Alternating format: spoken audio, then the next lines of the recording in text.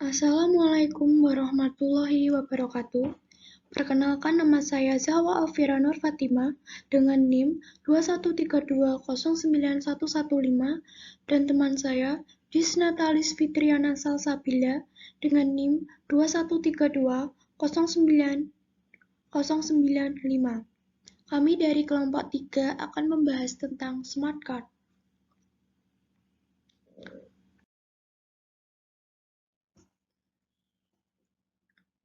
Pertama, pengertian smart card. Yang kedua, sejarah singkat smart card. Yang ketiga, komponen smart card. Yang keempat, tipe-tipe smart card. Yang kelima, kelebihan dan kekurangan smart card. Dan yang keenam, fungsi smart card.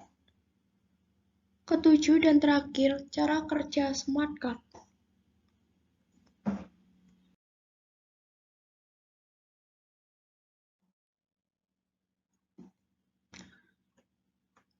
Pengertian smart card. Kartu pintar atau smart card adalah sebuah kartu yang telah dipendam sirkuit terpadu. Meskipun banyak kegunaannya, tetapi ada dua pembagian dasar dari kartu ini, yaitu kartu memori dan kartu dengan mikroprosesor. Contoh kegunaan kartu ini yang paling banyak adalah untuk sistem pembayaran elektronik dan dalam kartu SIM.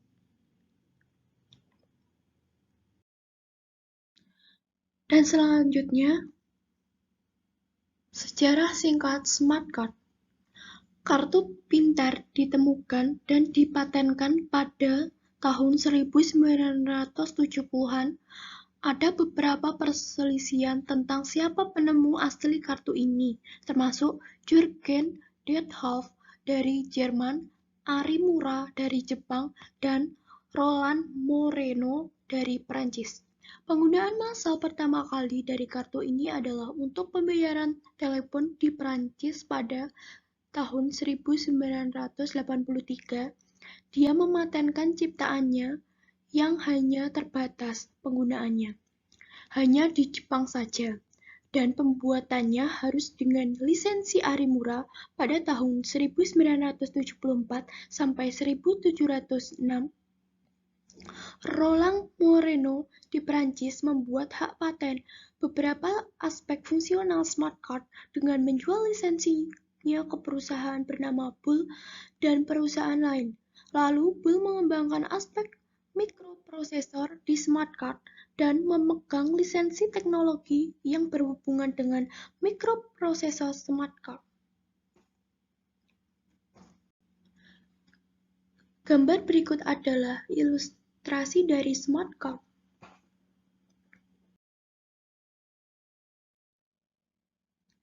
Selanjutnya adalah komponen. Pertama, karir. Material dasar yang digunakan untuk pembuatan smart card adalah PVC atau termoplastik sejenis. Bahan ini digunakan karena murah dan dapat di-emboss. Yang kedua adalah chip. Komponen utama kartu yaitu IC yang dipasang di dalam kartu. Isi chip ini bisa terdiri dari memori, mikroprosesor, atau PGA chip. Yang ketiga, mikroprosesor. Kebanyakan smart card mempunyai 8 bit mikroprosesor dengan desain Motorola 6805 atau Intel 805 dengan clock speed tertinggi 5 MHz, tetapi sudah ada mikroprosesor 16 bit dan mungkin kedepannya makin banyak yang lebih cepat. Yang selanjutnya, memori. Memori memakan tempat terbesar di IC smart card. Memori mini dibagi menjadi 5 area berdasarkan tipe semikonduktor memori yang dipakai. Yang selanjutnya, koprosesor.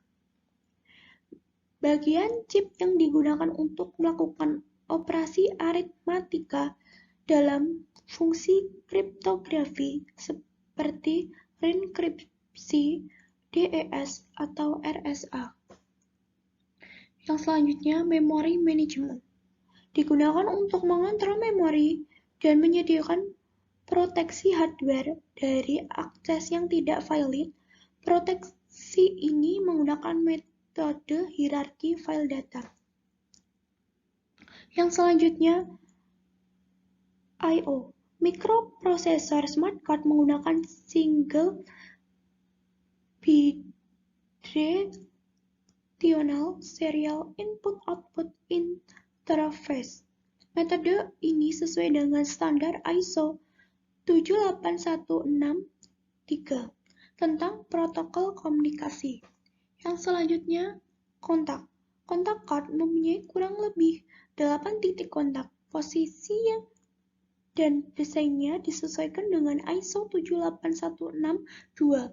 Walaupun begitu, masih banyak orang terutama di Prancis yang menggunakan desain posisi transisi pojok kiri atas.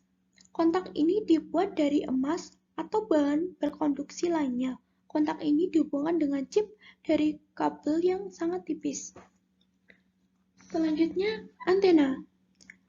Contactless card menggunakan sinyal dengan frekuensi radio RF sebagai media transmisi I/O antena, sehingga antena dipasang di kartu sebagai coil. Antena juga berfungsi untuk mendapatkan energi dari RF selain baterai yang ada di kartu.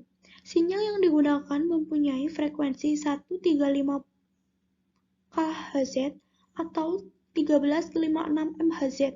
Jika menggunakan frekuensi yang rendah, energi yang diperlukan rendah dan bisa mencapai jangkauan 1 meter, tetapi kecepatan transfer data rendah. Sedangkan jika menggunakan frekuensi tinggi, maka akan memakan energi lebih tinggi tapi kecepatan transfernya tinggi. Yang terakhir, MUX. MUX adalah program permanen yang ada di ROM, sehingga sering disebut sebagai OS Smart Card. Perbedaannya dengan OS PC pada umumnya adalah MUX melakukan fungsi aplikasi seperti mengurangi nilai pembandingan tanda tangan digital dan pola yang ada.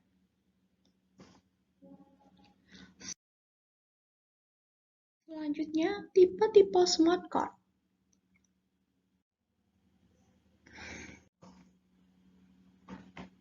Yang pertama, microprocessor card. Smart card ini mempunyai memori sirkuit dan mikroprosesor dalam satu chip. Semua akses ke kartu akan melalui mikroprosesor. Datanya sering baru bisa diakses jika telah melewati semacam security login. Selanjutnya, memory card. Kartu ini hanya mengandung memori sirkuit yang dapat diakses melalui kontak dengan synchronous protocol. Selanjutnya, kontak card. Kartu ini adalah smart card yang mempunyai kontak chip. Kartu ini harus dimasukkan ke reader untuk melakukan transaksi atau menyampaikan informasi dari kartu ke reader.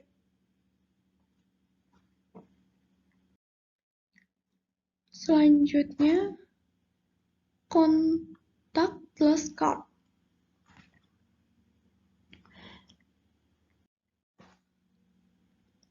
Selanjutnya, hybrid card. Hybrid card smart card yang menggunakan dua teknologi yang ada di kontak card dan contactless card, sehingga terdapat alat kontak dan antena dalam satu kartu. Kartunya sendiri ada yang menggunakan satu mikroprosesor. SIM card.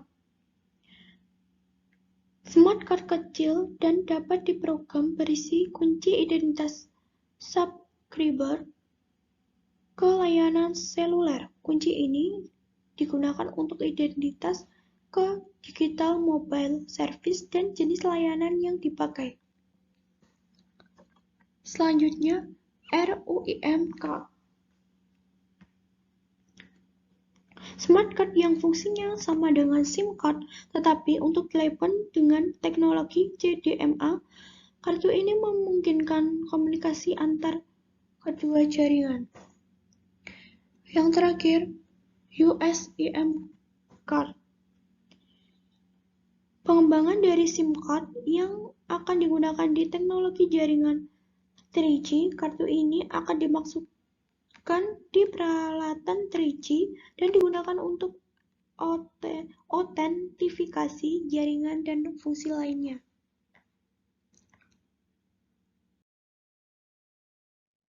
Selanjutnya, kelebihan dan kekurangan smart card akan dijelaskan oleh teman saya, Disnatalis.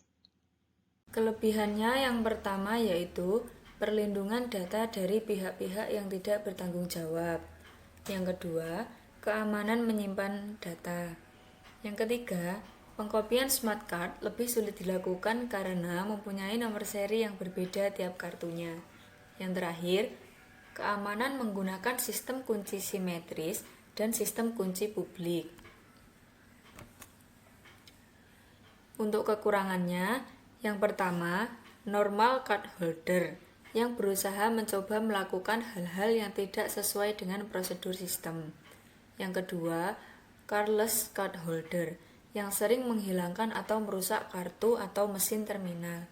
Yang ketiga, card thieves, pencuri kartu yang telah mendapatkan beberapa informasi penting untuk menggunakan kartu yang didapat. Yang keempat, malicious card holder yang mempunyai akses terbesar ke sistem atau menyediakan kartu untuk analisis. Yang kelima, outsider yang mempunyai akses ke sistem. Yang keenam, insider biasanya adalah karyawan perusahaan yang mengeluarkan kartu yang mempunyai kesempatan menyalin, menganalisis, atau mencuri data untuk diberikan ke orang lain. Untuk fungsinya, smart card hanya dapat berfungsi sebagaimana mestinya jika ditanamkan chip. Bisa dikatakan, fungsi bagian ini menjadi kunci penting beroperasinya kartu. Secara umum, kombinasi antara chip dengan kartu menyajikan proses data elektronik pada perangkat tertentu yang digunakan. Dalam perangkat, data ditransmisikan ke pusat informasi tempat smart card tersebut dirilis, lalu memberikan output berupa tampilan informasi kartu terkini dan membuka akses layanan yang diinginkan pengguna. Untuk spesifiknya, kartu dapat berfungsi menurut layanan yang diberikan oleh penyelenggara kartu. Fungsi-fungsi tersebut diantaranya adalah: yang pertama, mempersingkat kebutuhan administratif. Data dalam smart card yang terhubung ke pusat data informasi penyelenggara kartu akan langsung otomatis memverifikasi. Tidak perlu lagi perantara manual yang panjang sehingga mengefektifkan sistem dan waktu. Yang kedua, menyimpan saldo dana. Kartu juga dapat menyimpan sejumlah dana bagi layanan-layanan tertentu. Biasanya, kartu jenis ini dimanfaatkan oleh layanan perbankan, transportasi, dan uang elektronik. Yang terakhir, menyimpan identitas pemegang kartu. Informasi ini dimiliki pada smart card yang umumnya digunakan sebagai kartu member atau kartu pegawai. Identitas elektronik tersebut akan menjadi informasi yang terbaca pada alat khusus, seperti gerbang masuk atau mesin absensi. Cara kerjanya, misalkan pada proses menyimpan data absensi siswa dengan menggunakan teknologi kontak smart card berbasis smart card untuk memudahkan proses absensi secara cepat dan mengurangi terjadinya kesalahan pada data absensi siswa. Cara penggunaannya cukup mudah. Kartu tinggal disentuhkan pada reader electronic data capture dan dalam 3 detik proses data absensi telah selesai dan tersimpan. Sekian video presentasi dari kelompok 3. Terima kasih telah menonton. Sampai jumpa.